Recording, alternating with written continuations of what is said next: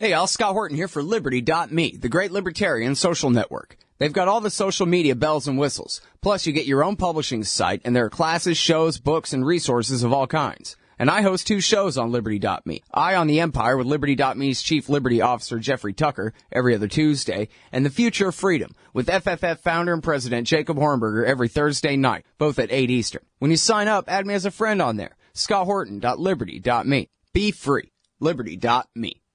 All right, y'all, Scott Horton Show. I'm him. And our guest today is Rob Bryan. He is a journalist who's written for Jacobin and Mondo Weiss. And now he's got a new one at the Gray Zone Project at Alternate, which I think is just great, even just the title of it. The Gray Zone, that's what the Islamic State calls civilization, where people of different faiths can get along and live side by side. The enemy. And, of course, that's what we're for.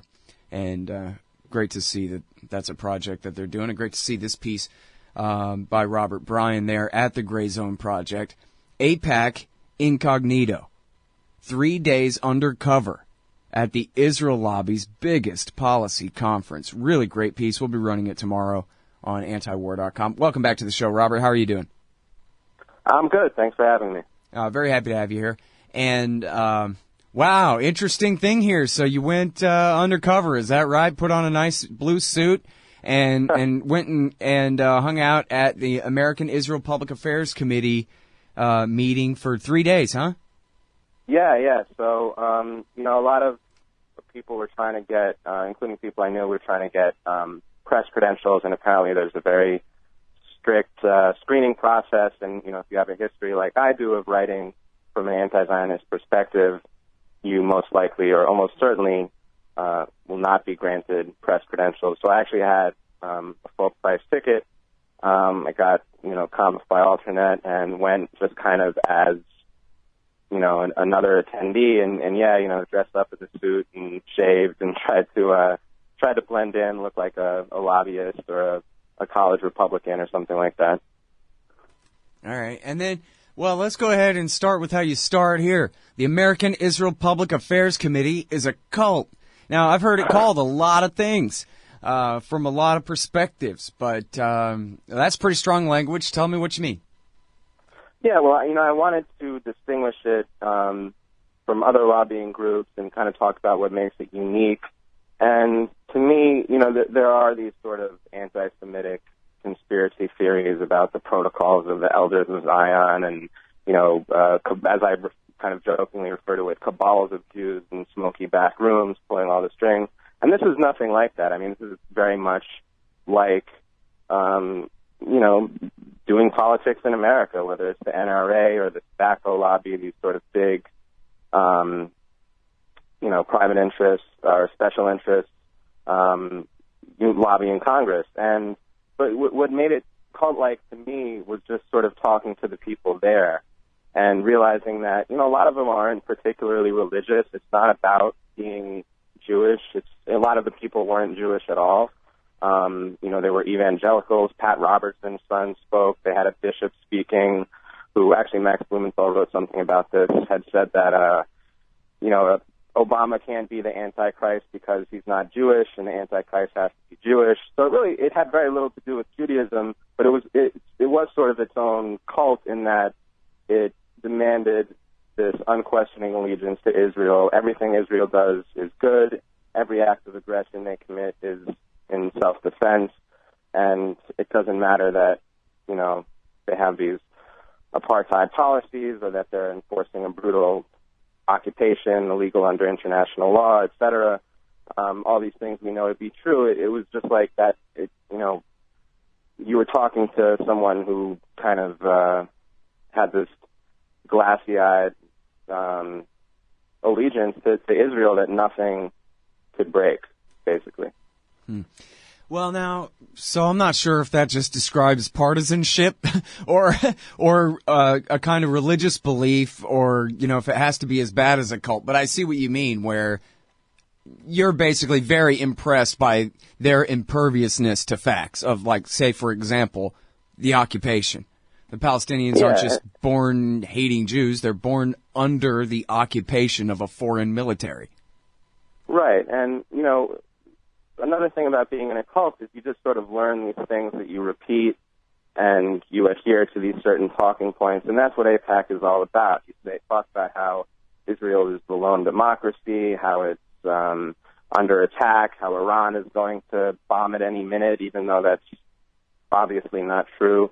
And yeah, facts don't really matter. Political reality doesn't matter. What matters is sort of absorbing these talking points. And there's a part of the BDS session that I mentioned that I didn't get to talk about in the article where someone asked, what do kids do when they're faced with, BDS activists and anti-Israel people on campus? It's basically like, it's kind of an older crowd. It's like, what do we tell our kids and our grandkids when they are, facing people on campus telling them to boycott Israel? And the Stand With Us woman, Roz Rothstein, was like, well, check our website, and we have a list of talking points, basically. It was like, check our website for the script that you have to follow. And that's what it's really about. It's about following the script. It's not about actually learning things and making decisions on your own and using logic and reason. It's about just sort of parroting what AIPAC tells you. I've actually done a radio show pseudo debate. I mean, I don't know what other term to call it. I mean, the thing was ridiculous, but I've argued with Roz Rothstein before, and yeah, she's certainly got no real argument. And I mean, that's the whole thing, is really with anybody trying to defend the status quo or the direction it's going, they basically have to just be dishonest, because there is no defending it from an American, Declaration of Independence, everybody is born free with natural rights kind of point of view. You don't have to be a purist libertarian like me. You could be a liberal or a conservative, and basically to be an American means we all believe in the Declaration of Independence. But how come that doesn't count for Palestinians? They don't have the right to be independent. So instead we get the Frank Luntz treatment, which is, well, you just have to lie and say the damn Arab supremacist Palestinians won't let the Jews live in their neighborhood. The bastards. It's just like the old South in the West Bank. Yeah. And there's a real just sort of startling lack of self-awareness. I mean, I mentioned Hillary Clinton criticizing Trump for trying to deport Muslims, and of course, Israel is the most discriminatory state against Muslims you can imagine. They don't let Palestinians born in Palestine return to their own homes, but I, as a Jewish New Yorker, have a right to become an Israeli citizen just because of the religion I was born into. So this is obviously a wildly Islamophobic state, just in its inherent nature, and yet Hillary is addressing the AIPAC crowd, and as I said, kind of misjudging, I think, what their reaction was going to be, and criticizing Trump for deporting Muslims. Or you also have Netanyahu in his Skype-in address the next day, who was saying, freedom beats tyranny, which, coming from Netanyahu, is just insane. I mean, it's like almost Orwellian, right? For someone who is enforcing a 50-year-old brutal military occupation that denies freedom to Palestinians to be talking about how freedom beats tyranny, when he is essentially, despite the fact he was elected, a tyrant, certainly to Palestinians. It just shows a complete lack of self-awareness and a total hypocrisy. Yeah. Well, and I guess this is the thing, back to the definition of cult again. I mean, most of what you describe, you could say the very same thing about the Democrats and the Republicans on virtually everything. And, I certainly sit far outside the spectrum, so I just sit there shaking my head. As James Bovard said long ago about the Waco hearings, about the partisanship and all the sniping, the Republicans and the Democrats, it's like watching the drunks fight in a bar. They swing and they miss. Everybody's wrong about everything. Nobody has any idea about the world that they even live in. Everybody's caught up in their partisan narrative where, which can lead to some pretty stark, consequences when people are making their policy decisions based on these narratives that are, wholly invented. Can lead to some really harsh consequences. Like, for example, we're at the point now where it's almost, or maybe it's already, a majority of non-Jews are ruled by the Israeli government in the Golan Heights, the West Bank, and the Gaza Strip, and plus the Palestinian citizens of Israel. It's already about a 50-50 split, maybe even a majority on the non-Jewish side. So, which includes, of course, Christians and Muslims. But you know what? Let's just close our eyes to that and let's pretend that's not true, and it'll probably all work out. In fact, would seem to be an equation for destroying Israel. It would seem like, people buying into that fake consensus is going to lead to, within, some period of decades, the dissolution of the so-called Jewish democracy based out of Tel Aviv. Right. And, that's why you hear these continual warnings, at least from Zionists speaking frankly, about the so-called demographic threat. And, there's a real sort of affinity that Zionists have for, white nationalists and the Trump crowd because, I think there are certain shared aims, there are certain shared goals. And just like Israel is, insists on sort of maintaining this permanent Jewish majority in order to maintain its Jewish character and still call itself a democracy, that necessitates deportations, or, as I mentioned, putting asylum seekers in prisons in the Negev desert. It necessitates essentially denying citizenship to all of these Palestinians, all these Christians and Muslims who you mentioned, who would, possibly not allow it to be majority Jewish. And just like Israel is terrified that Greater Israel would become majority non-Jewish, white nationalists are terrified of the day, and it's coming, when the U.S. is going to be majority non-white. But people in this country who say, like, oh, I'm terrified when it's going to be less than 50% white, that's generally regarded, and rightly so, as a kind of white supremacist, white nationalist attitude. Whereas, an Israeli saying, I'm terrified of the day when this, isn't a Jewish state anymore and by implication doesn't have a Jewish majority, that's just Zionism. That's not even considered right-wing in Israel. That's just the majority opinion, because that's what defines a Jewish state to these people is, having a permanent Jewish majority in the region. Well, and more, if you spend any time on the internet, you can constantly see white supremacists saying, how come ethnic supremacy in a nation state is perfectly good for Jewish people in Israel, but it's not good for us white nationalists here in the West, et cetera, et cetera, et cetera. Right. Of course, the simple answer to that is because of the Declaration of Independence, stupid. But anyway, that's what they constantly say and they blame American Jews for, being hypocritical and supporting, let's be honest about it, white nationalism in Israel. We're talking about mostly a European Jewish dominated, colonial outpost in the Middle East here, after all.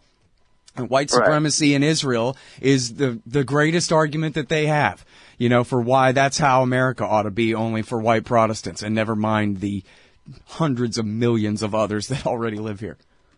Right. And, just going back to the sort of demographic threat idea, I just looked it up, and I think they're saying, the U.S. is going to be majority non-white by around 2043 or 2044.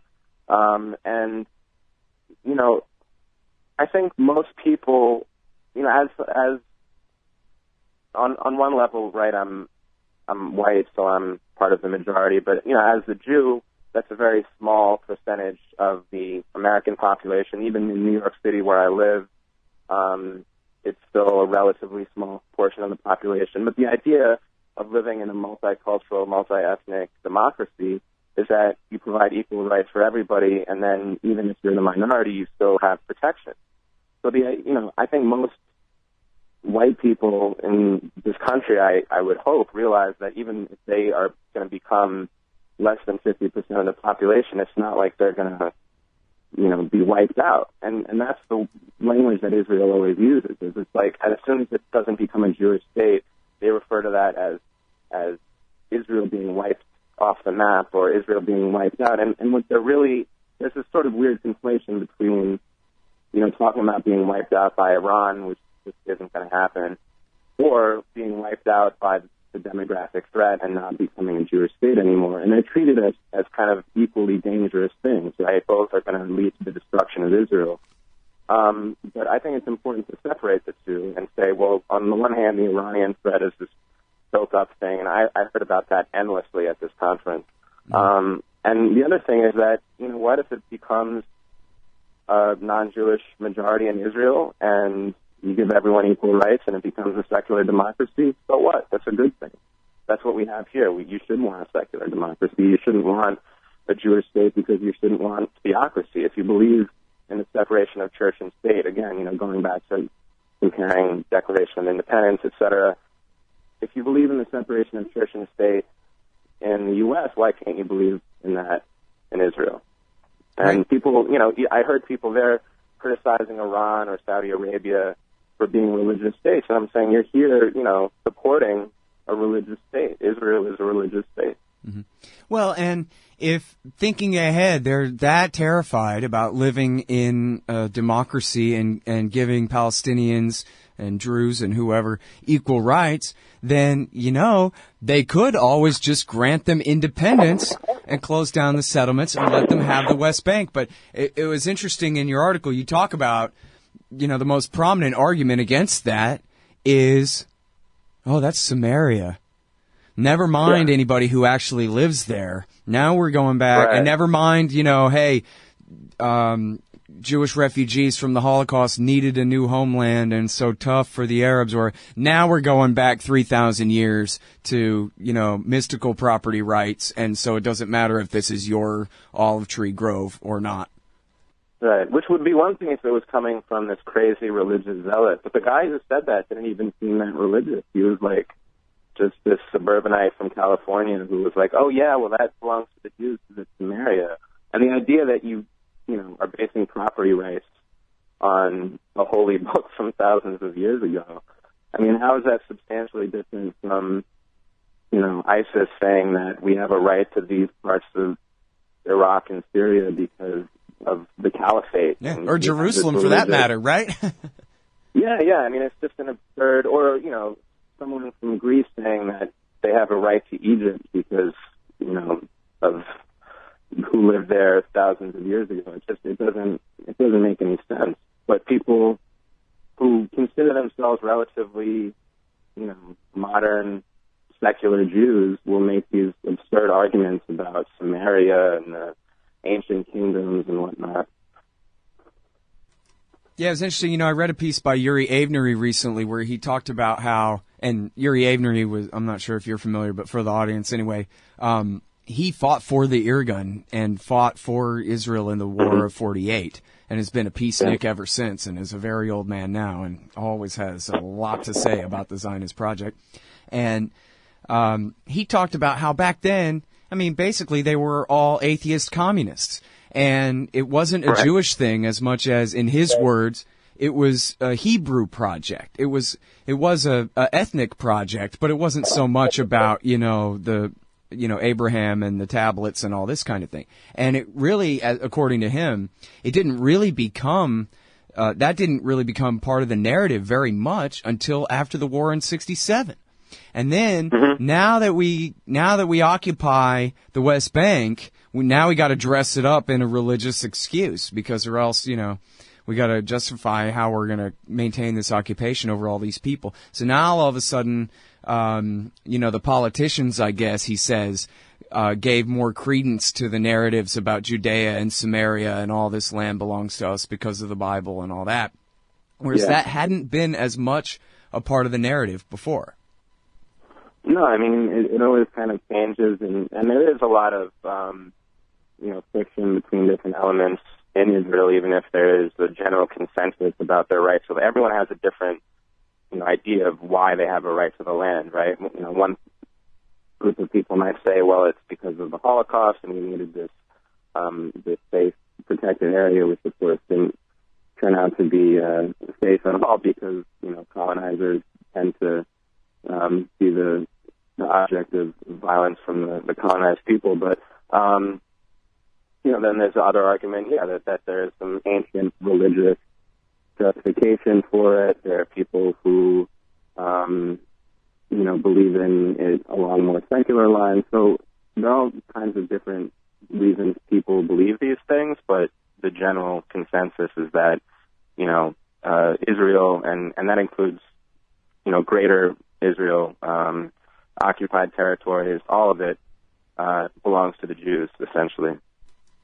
All right, now, so, I won't ask you to go too much in depth about the presidential candidate speeches, because I actually have another interview along those lines, and I'm more interested in your take about, wandering around and talking with the other attendees there and the kind of the man in the crowd sort of perspective on this. Yeah. Did you find anybody who was willing to have a more or less honest conversation with you about the facts, or everybody just simply resorted to rote slogans and nonsense?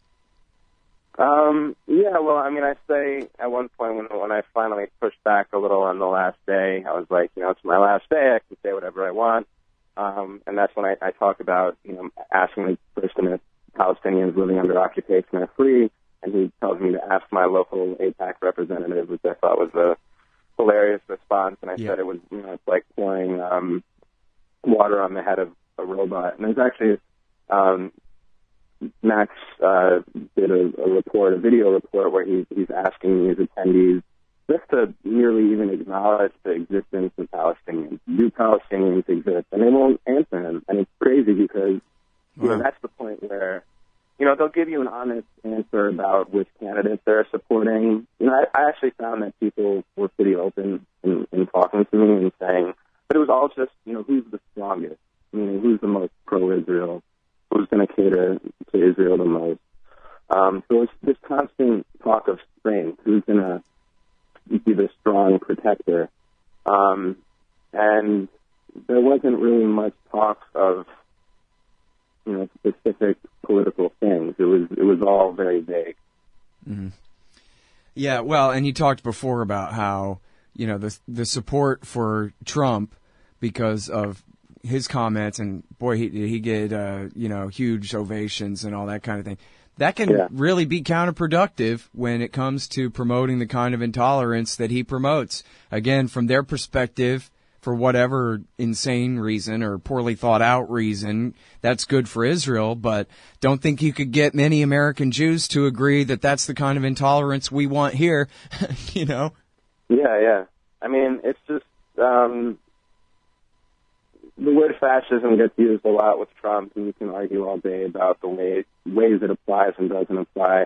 But just seeing him in an arena full of people, screaming their approval, and knowing that he appeals to the same thing that fascist leaders have always appealed to, which is fear, which is fear of the other, fear of the scapegoat, whether it's blacks or Muslims or the Chinese and the Mexican. They're coming for you, they're coming for your wife, they're coming for your job, they're coming for your kids. That's really the sort of psychological appeal of Trump, is that he appeals to this fear and he turns it into rage and anger against that scapegoat, against that other. And, there's some pretty horrible precedents for that, obviously. Mussolini, Hitler, Franco. And the fact that, a stadium, an 18,000-person stadium full of Jewish attendees were cheering this man on is a pretty huge indictment of AIPAC in and of itself. Yeah, I have to say, I love watching him pick on and scapegoat Jeb Bush. As long as he's aiming up, I'm laughing my ass off. But you're right. His willingness that might be aiming down at this point. Well, yeah, maybe too. But fighting against power and accusing power is one thing. But his ability to switch from demonizing a Bush to demonizing the protesters in his own crowd as being on the same level of evil. These are the people destroying America, he proclaims. That's not okay. Not by a long shot. And you're right to see a group full of American Jews cheering for that kind of thing just because he promises to be a real hard ass on Iran, etc. It's shameful and in a way, kind of, it's a tragedy and a farce at the same time, kind of a thing, I guess. Yeah, and he actually didn't write, at least didn't write all of the speech, because normally he just kind of rips, and it doesn't even seem like he has a prepared speech. But this time he was very, kind of meticulous about his delivery, and I found out afterwards it was co-written by Jared Kushner, who's the publisher of the New York Observer, and also his son-in-law, and he and Ivanka actually, I think, just had this baby that they named Theodore, who he described as a beautiful Jewish baby, and the crowd went wild. But I was thinking today, I don't think I've ever met a Jewish guy named Theodore, so it seems a little suspect to me. I grew up in New York around a lot of Jews. I'm Jewish, but I don't know. I don't know. Robert Bryan Robert Bryan isn't true, exactly that true. Jewish of a name either, dude. No. My dad is Irish Catholic, but I was raised Jewish, so I don't have the Jewish last name. No, I understand. I've met Jewish Robs before, but Theodore, it seems like about as washy a name for a Jewish baby as I could think of. Well, and what's funny is that he's willing to invoke his grandson like that for a half a percentage point in the poll or something, Every speech to the quote-unquote Jewish community, meaning the Jewish lobby, he talks about, before it was the Jewish baby, it was his Jewish daughter, because Ivanka converted when she married Jared Kushner. Yeah, well. And people were actually very impressed by that. The Trump, I didn't mention this in the piece, but the Trump supporting couple were like, oh, and I heard he's very observant, and, he's a real Orthodox Jew. And I said, all right, he's safe. So I don't know if I believe that about Ivanka Trump, but. Oh, well, yeah, it makes for good campaign theater anyway. All right, well, listen, thanks very much for your time, Robert. I really appreciate it. Absolutely, likewise. Very interesting stuff here. Everybody check out Rob Bryan. He's at alternate.org. The article is AIPAC Incognito. 3 days undercover at the Israel lobby's biggest policy conference. Really interesting stuff here. Thanks. Hey, Scott Horton here to tell you about this great new book by Michael Swanson, The War State. In The War State, Swanson examines how Presidents Truman, Eisenhower, and Kennedy both expanded and fought to limit the rise of the new national security state after World War II. If this nation is ever to live up to its creed of liberty and prosperity for everyone, we are going to have to abolish the empire. Know your enemy. Get The War State by Michael Swanson. It's available at your local bookstore or at Amazon.com in Kindle or in paperback. Just click the book in the right margin at scotthorton.org or thewarstate.com. Hey, y'all, Scott here. The thing is, I need you guys to help me to get these download numbers up. So do me a favor and sign up for the podcast feeds of this show. You can choose the whole show or just the interviews at iTunes and Stitcher. All the buttons you need are at the top of the right margin at scotthorton.org. The more subscribers I have, the more iTunes and Stitcher will help promote the show to new listeners. If you're a hardcore fan, brand new or from way back, please leave them customer ratings and reviews, too. Trying to get these wars ended. Hey, Scott Horton here to tell you about this great new ebook by longtime Future Freedom author Scott McPherson. Freedom and Security, the Second Amendment and the Right to Keep and Bear Arms. This is the definitive principled case in favor of gun rights and against gun control. America is exceptional. Here the people come first, and we refuse to allow the state a monopoly on firearms. Our liberty depends on it. Get Scott McPherson's Freedom and Security, the Second Amendment and the Right to Keep and Bear Arms on Kindle at Amazon.com today.